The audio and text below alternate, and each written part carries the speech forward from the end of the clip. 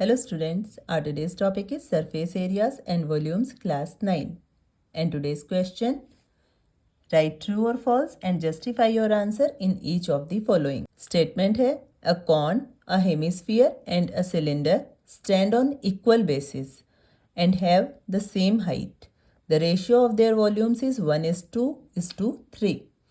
हमें cone, hemisphere और cylinder दिया है जिनका बेस सेम है. बेस सेम होने का मतलब है इन तीनों की रेडियस सेम है. And have the same height, और हाइट भी इक्वल है. और उस कंडीशन में हमें इन तीनों की वॉल्यूम्स का रेशियो फाइंड आउट करना है. तो सबसे पहले हम लिखेंगे volume of cone ratio volume of hemisphere ratio volume of cylinder. Volume of cone के लिए फॉर्मूला होता है 1/3 pi are square H. Volume of hemisphere के लिए फॉर्मूला होता है 2/3 pi are cube. And volume of cylinder होता है पाई आर स्क्वायर एच.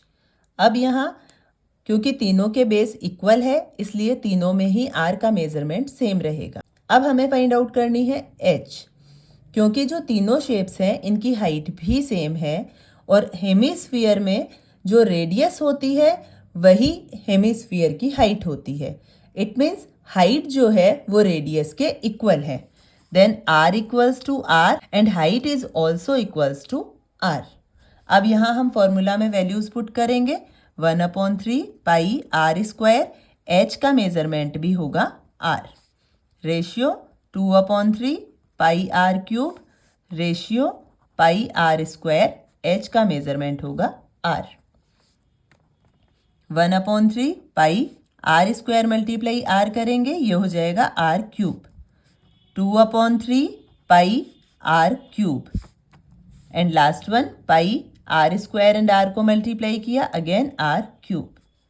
अब यहाँ तीनों में पाई कॉमन है इसलिए हमने तीनों में पाई को कट कर दिया. इसी तरह आर क्यूब भी तीनों जगह कॉमन है, ये भी कट हो जाएगा. अब हमारे पास लेफ्ट रहा 1/3 रेशियो 2/3 रेशियो 1.